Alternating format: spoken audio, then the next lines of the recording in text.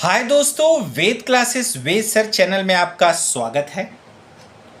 ये आपका लेक्चर 25 है। तो आपसे रिक्वेस्ट है कि आप पिछले वीडियो को देख लें, तभी आपको ये अच्छे से समझ में आएगा। ठीक है, तो ये उसका पार्ट 3 है।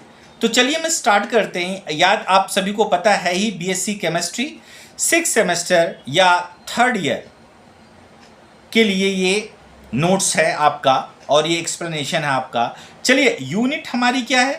Application of spectroscopy to simple organic molecule. ये सिंपल ऑर्गेनिक मॉलिक्यूल के लिए एप्लीकेशन ऑफ स्पेक्ट्रोस्कोपी है।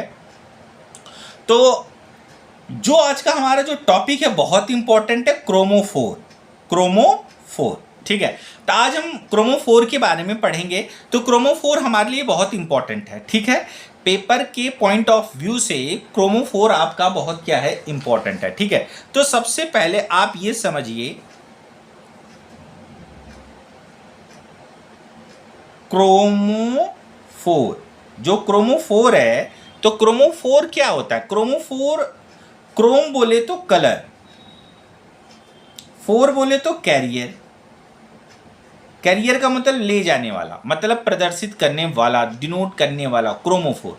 अब जैसे कोई भी ऑर्गेनिक मॉलिक्यूल है, ऑर्गेनिक मॉलिक्यूल है, कोई भी ऑर्गेनिक मॉलिक्यूल है, जैसे हमने ले लिया आपका ये फिनॉल, ये कलर होता है। क्यों होता है भाई? ठीक है।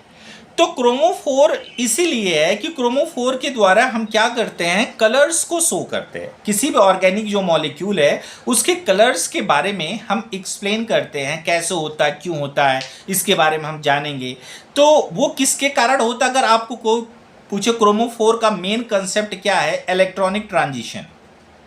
इलेक्ट्रॉनिक ट्रांजिशन, ठीक है, ठीक है। बेसिक चीज समझ, इलेक्ट्रॉनिक, जो कि मैं पिछले वीडियो में बता चुका हूं इलेक्ट्रॉनिक ट्रांजिशन के बारे में, ठीक है। तो आप इसको देख ले जरूर, फिर इसको देखें, ठीक है।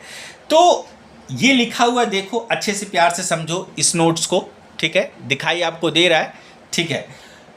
Chromophore means colour carrier. अब सबसे पहले आप ये लिखोगे कि क्रोमोफोर का मतलब क्या होता है। क्रोमोफोर का जो मतलब होता है वो होता है colour carrier. Any functional group और एटम ऑफ मॉलिक्यूल, मोल मत समझना, atom of molecule containing electron responsible, मतलब जिसके पास इलेक्ट्रॉन हो फॉर एब्जॉर्प्शन रेडिएशन के लिए, ठीक है। जैसे ये देखो, आप बेसिक चीज समझो, जैसे हमारे पास एक बीकर है, ठीक है। यहां पर समझो इस बात को, ठीक है, कि एक बीकर है, बीकर में ससुरा हमने एल्डिहाइड ले लिया है, एल्डिहाइड, ऑर्गेनिक मॉलिक्यूल ले लिया हमने एल्डिहाइड। तो वो क्या करेगा, जब इस पर रेस पड़ेगी, रे पड़ेगी, तो ये इसको क्या करेगा, एब्जॉर्ब करेगा, ठीक है। और जब ये एब्जॉर्ब कर लेगा तो ये क्या होगा, रेडिएशन करेगा। रेडिएशन का मतलब चमक। तो इससे क्या निकलेगी, एनर्जी निकलेगी, ठीक है। तो इसी फेनोमेना को वो बता रहा है। तो सबसे पहले आप इस चीज को जानते रहें भैया। देखो अच्छे से नोट्स को बड़े बहुत मेहनत से बनाया गया है, ठीक है। Absorption of radiation is called chromophore और क्रोमोफोरिक ग्रुप। अब देखो, जिसमें ये हो भैया, याद रख, carbon carbon double bond, carbon carbon triple bond, या एल्डिहाइड, कार्बोक्सिलिक एसिड, ये देखिए COH है ना बच्चा, देखो carbo, nitroso group, amide group, nitro group, cyanide CN group, diazo group, ये जो ग्रुप हैं याद कर लीजिएगा, ये सारे के सारे क्रोमोफोर वाले बंदे हैं, या इन्हें क्रोमोफोरिक ग्रुप बोल देंगे। जैसे ये देखो, जैसे मैंने बोला कि ये देखो, ये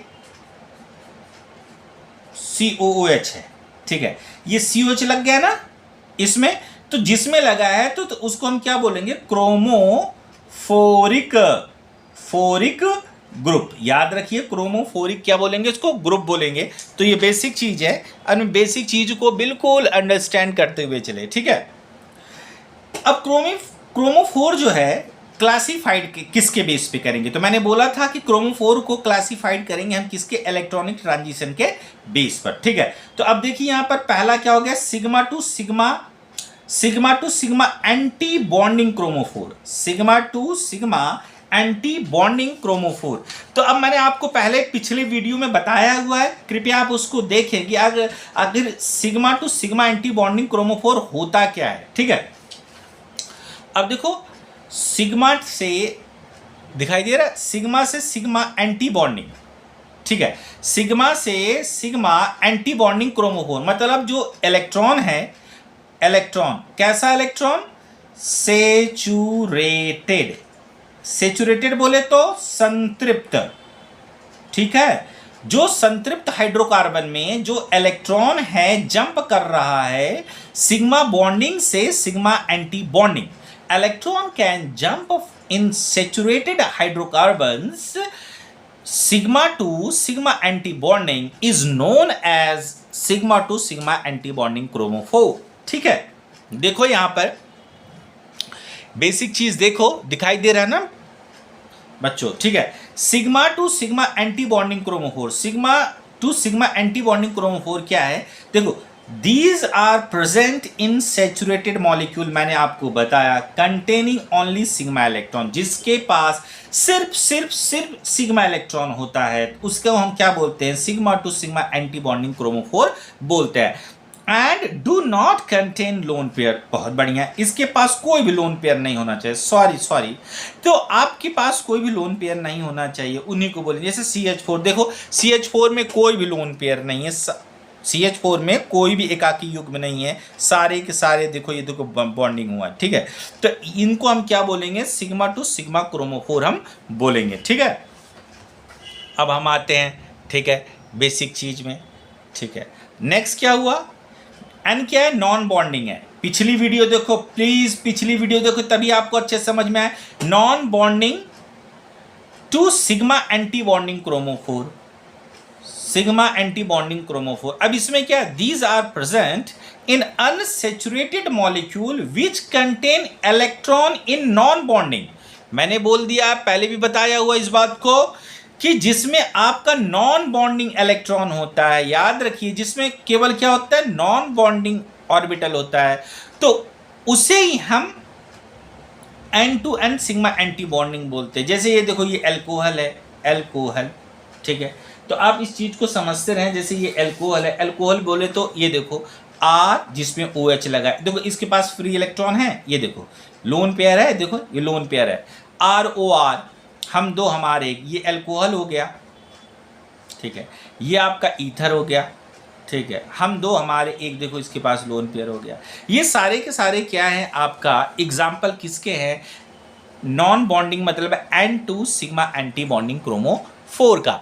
ठीक है, तो इस बात को आप जानते रहिए। ठीक है, अब नेक्स्ट क्या गया, C point, pi to pi anti bonding chromophore, pi to pi anti bonding chromophore किसे बोलेंगे, these chromophore are present in pi orbital. ये कहां पर होता है, पाई ऑर्बिटल में होता है। इट इज अनसैचुरेटेड हाइड्रोकार्बन, ये किस में होता है, अनसैचुरेटेड हाइड्रोकार्बन में होता है, जिसमें कौन सा बॉन्ड होता है, पाई बॉन्ड होता है। लाइक ये देखो, carbon carbon double bond and carbon carbon triple bond. Electron can promote from pi bonding to pi anti bonding molecular orbital. Next क्या हमारे पास, देखिए next, non bonding to pi anti bonding chromophore.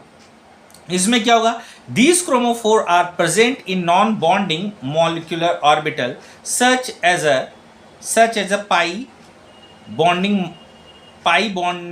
Orbital. These chromophore are hetero group. याद रखिए, ये carbon है, carbon से एक हेटेरो का मतलब अलग सा बंदा, अलग सा बंदा। जैसे आप समझ जाओ कि जैसे कि सारे गोरे बच्चे हैं, गोरे में एक ब्लैक कलर का आ जाए, उसको हेटेरोटॉमिक बोलते हैं। ये देखो हेटेरो, ठीक है, C डबल बॉन्ड हो, देखो इसमें देखो एक बंदा अलग आ गया ना, ये देखो अलग आ गया, इसको हम क्या बोलते हैं, हेटेरो। ये हेटेरो ग्रुप होता है, ठीक है, हेटेरो ग्रुप, ठीक है। तो ये सारे हो गए, तो याद रखिए ये आपका 3 मार्क्स में आता है या 5 मार्क्स में आएगा। Discuss about the chromophore 5 marks में। कृपया आप इसको बहुत अच्छे से क्या कर ले, याद कर ले। आज के लिए इतना बहुत है।